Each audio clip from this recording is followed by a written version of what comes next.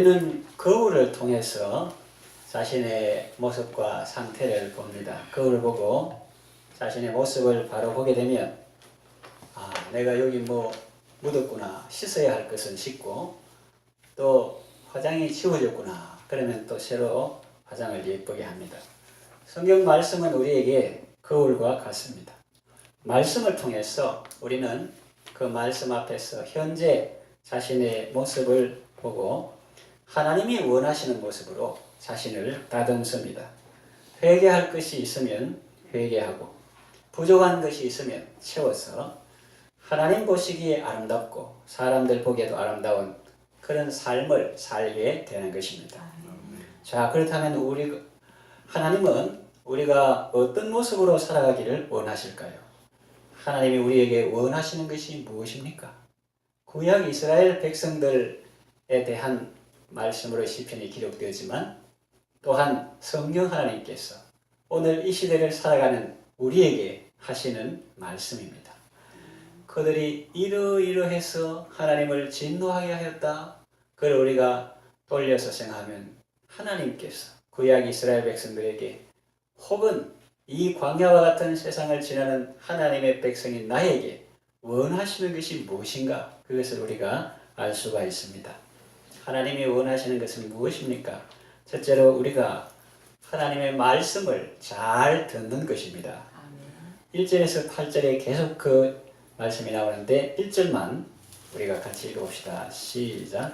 내 백성이여 내 율법을 들으며 내 입의 말에 귀를 기울일지어다. 아멘. 그래서 들으며 hear 또 귀를 기울일지어다. 여기는 listen to 이래놨습니다. 영어 처음 배울 때 listen to는 경청한다. 뭐 그런 거를 우리가 굳이 기억하지 않더라도 이렇게 반복해서 강조하셨다 하는 것입니다. 말씀을 들으라 그렇게 하십니다. 왜 하나님께서는 말씀을 들으라 또 귀를 기울이라 그렇게 하실까요? 들어야 우리의 영혼이 살기 때문입니다. 히브리서에 너희는 내게 나와 들으라 그리하면 너희 영혼이 살리라. 오늘 복된 주일 아침에 하나님 앞에 나와 말씀을 듣는 여러분, 하나님께서 말씀을 통해서 여러분의 영혼을 살리시고 소생케 해주실 줄로 믿습니다.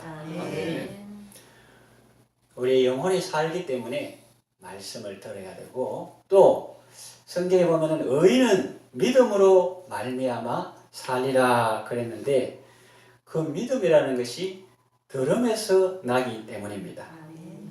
하나님의 말씀을 들어야 우리 속에 믿음이 생기고 하나님을 믿어야 우리 영혼이 살게 되는 것입니다. 환원하면 돌려서 말하면 믿지 않으면 죽을 수밖에 없다는 것입니다. 패할 수밖에 없다는 것입니다. 이렇게 믿음이 중요한데 그 믿음은 들음에서 생기는 것입니다. 그래서 본문 처음부터 들으라, 귀를 기울이라 그렇게 강조하고 있는 것입니다. 그러므로 우리는 하나님의 말씀을 부지런히 듣고 읽어야 하겠습니다. 그리고 하나님의 사람들을 통해서 부지런히 말씀을 배워야 합니다. 하나님은 1절만 읽었지만 1절부터 8절까지 쭉 보면 하나님은 우리가 하나님의 말씀을 자신이 듣고 할 뿐만 아니라 그 말씀을 그 자손에게 전하고 그들은 또 그들의 후손들에게 일러서 그 모든 하나님의 백성들이 나와 내 자손들이 다 소망을 하나님께 두며 따라합시다. 소망을 하나님께 두며 소망을 하나님께 두며 하나님께서 행하신 일을 잊지 아니하고 오직 그의 말씀을 지켜서 복받기를 원하십니다. 하나님이 우리에게 원하시는 것은 우리가 그분의 말씀을 잘 듣는 것입니다. 두 번째 우리에게 원하시는 것은 하나님을 믿는 것입니다. 22절 상반절에 보면은 이는 그들이 하나님을 믿지 아니하며 그랬는데 이스라엘 백성들이 하나님을 믿지 않았다. 그래서 21절에 보면은 불같이 노하셨고 진노가 불타올랐다. 이런 역사적 사건들이 그 앞절까지 쭉 소개되어 나오고 있습니다. 그래서 우리가 이걸 돌려서 말하면 하나님의 진노가 불타오른 그 이유가 얘는 그들이 하나님을 믿지 아니하며 또 그 다음에 또 한 개 나오는데 구원을 바라지 않았기 때문에 나오는데 그거는 다음에 말하고 하나님을 믿지 않았기 때문에 하나님이 노하셨다. 그래서 돌려서 말하면 하나님께서 우리에게 원하시는 것은 하나님을 믿는 것입니다. 어떠한 형편에서도 하나님을 믿는 것입니다. 내 앞에 벽이고 이거는 어떤 수를 써도 안 된다 이런 일이 없었다 그래도 내는 불가능하지만 하나님은 하실 수 있다. 나는 수가 적지만 하나님은 수가 많다. 하나님을 믿을 때 하나님께서 기뻐하십니다. 이스라엘 백성들은 출애굽하고 광야 생활할 때에 하나님의 놀라운 은혜를 체험했습니다. 그것이 22절 앞부분에 이렇게 요약해서 그 출애굽의 역사적 사건을 요약해서 그 시편에 이렇게 간단하게 나오는데 하나님께서 바다를 갈라서 물을 무더기같이 서게 하셨죠. 그들을 지나가게 하셨습니다. 그 앞에 나오죠. 13절 나오죠. 13절 읽읍시다. 시작. 그가 바다를 갈라 물을 무더기같이 서게 하시고 그들을 지나가게 하셨습니다. 이거 누구 이야기입니까? 예, 물론 이스라엘 백성 이야기입니다. 그러나 또한 우리의 이야기입니다. 우리도 개척의 이런 강을 건너서 이렇게 나올 때 하나님께서 이 벽이라 생각했던 그들을 기도할 때 하나님께서 그것이 우리의 담이 되도록 은혜를 베풀어 주셨습니다. 벽은 막는 것이고 담은 옆에서 오히려 보호하는 거잖아요. 그것이 우리에게 또 여러분의 이야기입니다. 이제는 그러므로 밤에는 불빛으로 인도하셨습니다. 광야에서 반석을 쪼개시고 매우 깊은 곳에서 나오는 물처럼 흡족하게 마시게 하셨습니다. 그런데도 그들은 계속하여 범죄했습니다. 탐욕대로 음식을 구했습니다. 그들의 심중에 하나님을 시험하였습니다. 하나님을 시험했습니다. 세상에 하나님이 사람을 시험하는 것을 몰라도 사람이 감히 하나님을 시험하다니요. 학교 선생님에게도 막 그렇지 거 아닙니까? 학교 선생님이 가르치고 연구해가지고 문제를 내고 시험을 내고 그래야지. 학생이 선생님을 테스트하고 내 인간 그것도 무례한데 이 창조주 하나님에 대해서 피조물의 인간이 하나님을 시험한다 이 말이 됩니까? 그러나 이스라엘 백성들은 그랬습니다. 심지어 하나님을 대적하여 말했습니다. 그가 반석을 쳐서 물을 내시니 시내가 넘쳐서는 그가 능히 떡도 주시며 자기 백성을 위하여 고기도 예비하시랴 이렇게 하다고 하나님이 진노하셨습니다. 왜요? 그 이유가 22절에 나옵니다. 이는 그들이 하나님을 믿지 않았기 때문입니다. 이것이 바로 그들의 근본적인 문제였습니다. 하나님을 믿지 않았기 때문에 순종하지 않았고 순종하지 않았기 때문에 참된 안식에 들어갈 수 없었습니다. 이것은 히브리에서도 풀어서 말하고 있습니다. 탐욕을 품었다고 했죠. 신약 골로새서를 보면 탐심은 우상숭배라고 합니다. 그래서 하나님은 이렇게 탄식하셨습니다. 이들은 미혹된 백성이라 내 길을 알지 못한다. 그저 먹고 마시는 데만 관심이 있었지. 만나 주면 좋아하고 매출하게 주면 좋아하고 먹고 마시는 데는 관심이 있었지. 하나님이 그들을 어디로 인도하시는지, 왜 애굽에서 나오게 하시고 왜 광야 길을 걷게 하시는지 거기에 대해서는 아무 관심도 없었다는 것입니다. 40년 동안 광야에서 한 일을 히브리서 기자는 요약해서 이렇게 말합니다. 그들이 40년 동안 나를 시험하고 나를 증마했도다. 시편 기자는 이렇게 말합니다. 하나님께서 그들이 요구한 것을 주셨을지라도 그 영혼은 파리하게 하셨도다. 하나님께서 우리에게 원하시는 것은 믿음입니다. 믿음이 없이는 기쁘시게 못한다고 했습니다. 하나님을 믿을 때 하나님이 기뻐하시고 그 믿음을 통해서 역사하시는 것입니다. 하나님 우리에게 원하시는 것은 믿음입니다. 세 번째, 하나님 우리에게 원하시는 것은 하나님의 구원을 의지하는 것입니다. 22절 하반절에 보면은 진노가 불타올랐으니 이는 그의 구원을 의지하지 아니한 때문이로다. 22절 하반절입니다. 이것이 크게 보면 하나님을 믿는 것이 포함되지만 여기서 성경이 구분해서 표현하기 때문에 저도 구분해서 설명드리려고 합니다. 하나님이 우리에게 원하시는 것은 우리가 그분의 구원을 의지하는 것입니다. 하나님이 우리를 건져주신다. 하나님이 우리를 도와주신다. 이 사실을 믿고 하나님을 신뢰하는 것입니다. 하나님께 기대는 것입니다. 아까 7절에 나오는 소망을 하나님께 둔다 하는 말과 의미가 같습니다. 이스라엘 백성들은 소망을 하나님께 두지 않았습니다. 허무한 것에 두었습니다. 사람 지도자를 의지하고 음식을 의지하고 보이는 신을 원했습니다. 그래서 금송아지를 만들었습니다. 오늘날도 하나님과 그분의 말씀보다도 보이는 것을 숭배하는 사람들이 많습니다. 모세가 십계명을 받으러 산에 올라가서 40주 40야를 금식하고 물도 먹지 아니하고 하나님과 대면하고 있을 그때에 사마리아 백성들은 이렇게 말했습니다. 이 산에 올라간 모세는 산에 올라가더니 아무 소식이 없다. 죽었는지 살았는지 모르겠다. 여호와는 말씀만 하고 도무지 보이지 않는다. 우리도 이방인처럼 하나님 섬기려 하면 섬기기 쉬웠긴데 뭐 온 천재 가다가다 하면서 눈에 보이지 않고 말씀만 하니까 좀 답답하다.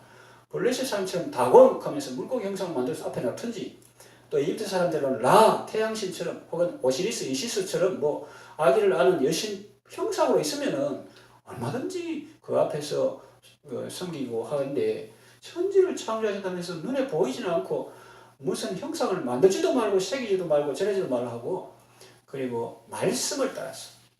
너희가 십계명을 받을 때 아무 형상도 보지 못하였은즉 너희는 나를 비겨서 무슨 형상을 만들지 말고 내가 너희에게 이런 말씀대로 나를 섬기라. 이게 2계명이에요. 개혁주의 2계명. 1계명은 다른 우상을 말하고 2계명은 하나님 우상을 말합니다. 다른 신을 섬기는 게 아니고 하나님을 섬기는데 하나님 방법대로 안 섬기고 지가 좋아하는 어떤 금송아지, 염소 이런 걸 만들었고 이게 하나님이다 하는 거예요. 그것이 1계명과 2계명의 차이입니다. 그래서 여호와는 말씀 안 하고 도무지 보이지 않는다. 우리를 인도할 신을 우리를 위해서 만들자. 사람이 어리석으면 그렇게 되는 거예요. 신이 자기를 만들어. 자기가 신을 만들어? 그런 걸 의지해요. 그러면서 금요일에 만들고 숭배하지 않습니까? 사람이 미련해지면 그런 어리석은 짓을 하게 되는 것입니다. 이것이 남의 얘기만 아닐 것입니다. 단순히 과거에 있었던 일이 아니라 오늘날도 반복될 수 있는 일입니다. 목사님이 자꾸 하나님의 말씀, 여러분 좋은 대로 하나님 섬기지 말고 여러분 방법대로 하나님 섬기지 말고 하나님 말씀대로 섬겨야 됩니다. 편리주의, 현대주의라고 해서 법궤를 사람이 하나님께서 거룩하기 때문에 메고 제사장이 메고 가라 했는데 메면 힘들고 어렵고 수레를 만들어 싣고 가자 죽습니다. 베레스 우사. 그와 같이 편하게 예수 믿자 뭐 이런 거. 하나님은 말씀대로 섬기라 그러는데 목사님은 자꾸 하나님의 말씀, 하나님의 말씀, 건강한 교회, 개혁주의 하면서 자꾸 말씀 그런데 시대가 변했습니다. 참 답답하네요. 우리는 보이는 하나님이 필요해요. 이럴 수가 있습니다.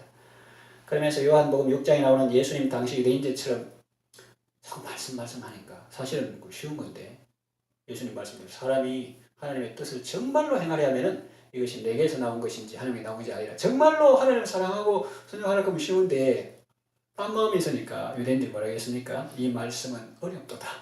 그렇습니다. 그러나 사실은 하나님의 말씀이 어려워서가 아니라 자기들이 순종하기 싫어서 그런 것입니다.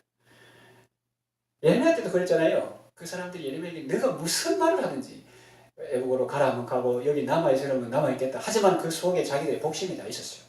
우리는 애국으로 갈 것이다. 그러니까 예레미야가 가지 말고 너희가 바벨론 군사들을 죽였지만 그러나 여기에 머물면 하나님께서 복을 주실 것이다. 그러니까 뒤집잖아요. 하나님께서 언제 너희한테 말씀하는 거짓 선자. 그럼 자기 고집대로 그 사람들 죽이고 예레미야가 데리고 애국으로 가죠. 자기들에게는 하나님 말씀하기 전에 이미 서론 본론 결론 다 있었다는 거죠.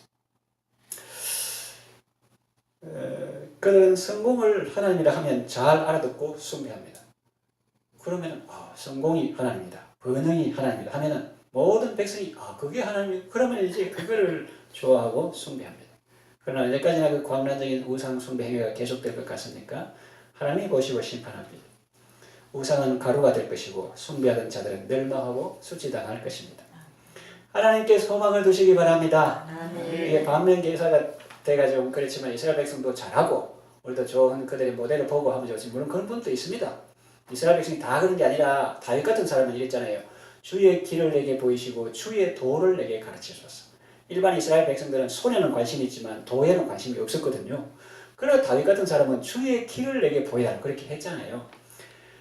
그래서 이걸 반면교사를 삼아서 이스라엘 백성들은 하나님을 믿지 않고 그의 구원을 바라지 않았기 때문에 하나님의 진노가 불타올랐다면 우리는 무슨 일이든지 하나님을 믿고 그의 구원을 바라보아야 하는 것입니다. 몸이 아플 때도 하나님 도와주세요. 예수님이 채찍에 맞음으로 우리가 나음을 입었습니다. 의사는 안 된다 하고 병원에서도 불치병이라 하고 하지만 하나님을 하실 수 있습니다. 이걸 바라는 게 순전한 게 아니고 그걸 하나님께서 기뻐하신다니까요. 사람들이 꿈깨 뭐 병원에서 한다 그런데 무슨 피해를 바라나. 돌아가실 준비나 하고 그렇게 해라. 그런 것도 뭐 인간적인 지혜겠지만, 그러나 우리는 어떠한 몸이 아프든지 사업에 앞길이 막히든지 자녀가 어려움에 있든지 해외에 나가 있든지 뭐 그런 가운데서도 하나님의 구원을 하나님도 포기하지 않았는데 자기가 미리 포기할 필요 없어요. 근데 우리가 기도하면 하나님께서 놀랍게 안 좋은 상관만 있는 게 아니라 상관들 중에는 좋은 사람도 있습니다.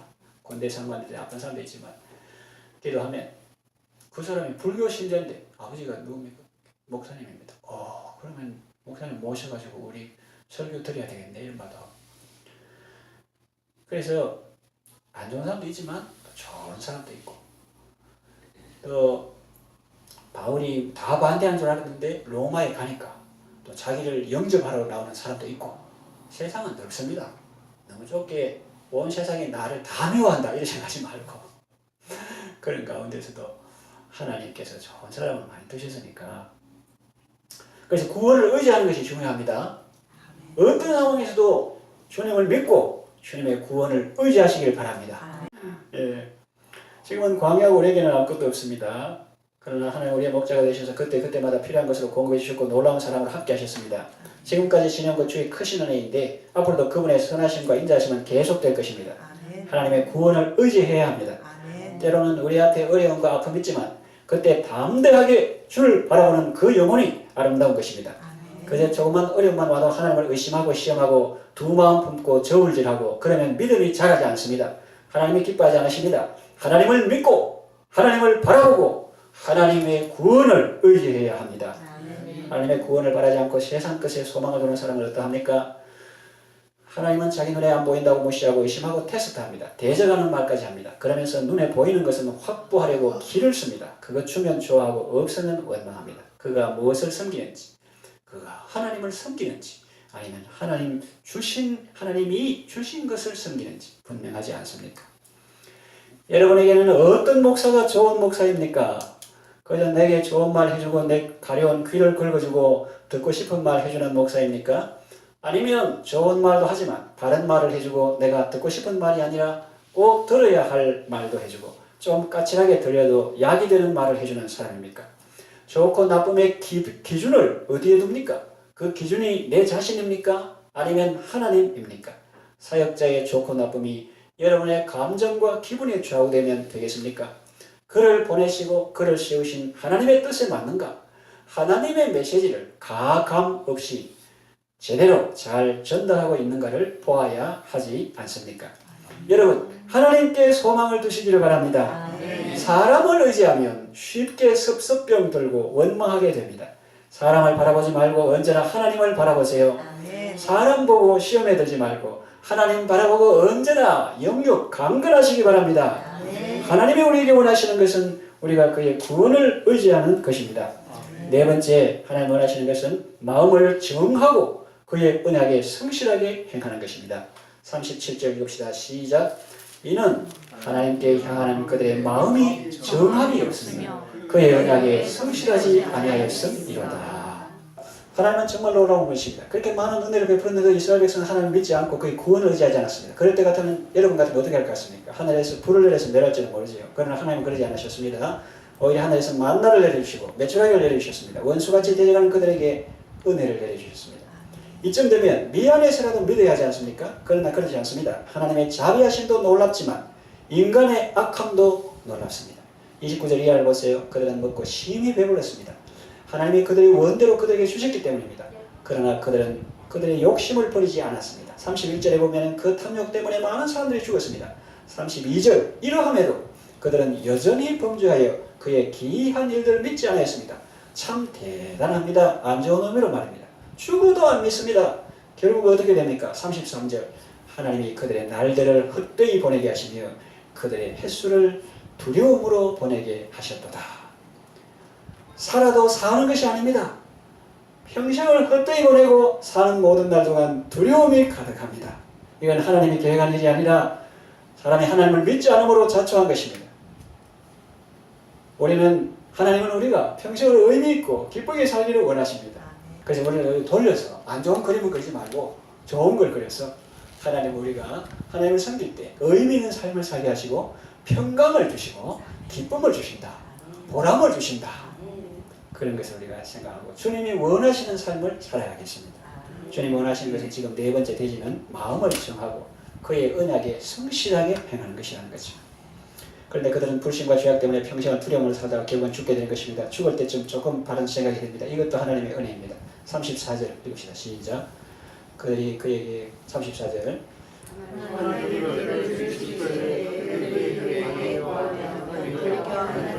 예, 죽을 때쯤 조금 바른 생각이 들죠. 이것도 하나님의 은혜입니다. 35절 하나님이 그들의 반석이시며 지존하신 하나님이 그들의 구속자임을 기억합니다. 그러나 이것도 잠시입니다. 36절 읽읍시다. 시작. 그들이 입으로 그에게 아첨하며 자기 혀로 그에게 거짓을 말하였습니다. 그러니까 죽을 때 이렇게 좀 돌아오나 싶은데 그러나 그것도 아첨이요 거짓말이라는 거죠. 진심이 담겨있지 않았다는 것입니다. 37절 읽읍시다. 이는 하나님께 향하는 그들의 마음이 정하였으며 그의 은혜에 성실하지 아니하였습니다. 여러분 이것은 하나님의 말씀이기도 하지만 목회의 윤리, 신앙의 기본 자세와도 연관이 있습니다. 하나님은 우리가 마음을 정하기를 원하십니다. 다음은 다윗은 내 마음이 확정되고 확정되었다고 말했습니다. 우리도 그러해야 합니다. 그리고 그의 언약에 성실해야 합니다. 여러분 신랑 신부가 결혼 서약을 하고 서로 반지를 끼워주듯 신부된 교회, 즉 우리는 신랑 되신 주님께 거룩하고 순결한 신부가 되어야 합니다. 하나님을 사랑하고 그 말씀에 순종해야 합니다. 하나님께서 우리에게 신실하시듯 우리도 주님께 신실해야 합니다. 그 사랑에 만족하고 그 사랑에 감사해야 합니다. 조금 살기 어렵다고 다른 남자 따라가면 안 됩니다. 이것이 뭐 육신적으로 말하니까 웃겠습니다만은 조금 살기 어렵다고 다른 남자 따라가면 안 된다. 이것을 영적으로 말하면 조금 힘들고 어렵다고 본 남편 대신 주님을 버리고 가나마나 여자처럼 우상 섬기면 안 된다는 거예요. 다시 말하면 주님 그럼 인격이지만 또 알아듣기 쉽게 이 말씀을 버리고 주님의 말씀을 버리고 욕심을 따라 살면 안 된다는 것입니다. 마음을 정해야 합니다. 그리고 주님의 언약에 신실해야 합니다. 이것은 영적인 간음이요 반역입니다. 두 마음을 품으면 안 됩니다. 하나님께서 우리에게 원하시는 것은 우리가 마음을 정하여 오로지 주님만 바라보는 것입니다. 주님의 거룩한 신부로서 주님만 사랑하고 주님만 섬기는 것입니다. 그의 언약에 성실한 것입니다. 주께서 심지가 견고한 자를 평강의 평강으로 지키십니다. 이제 말씀을 마치겠습니다. 하나님께서 우리에게 원하시는 것은 우리에게 부담을 주려는 것이 아니라 우리에게 복을 주려는 것입니다. 하나님 우리가 그분의 말씀을 잘 듣고 자손들에게도 부지런히 알리기를 원하십니다. 하나님 우리가 그분을 믿고 그 구원을 의지하시기를 원하십니다. 그리고 마음을 정하고 그 언약에 성실하기를 원하십니다. 그래야 우리와 우리 자손들이 복된 삶을 살아가기를 원하십니다. 하나님을 기쁘시게 하는 여러분의 삶이 되시길 바랍니다.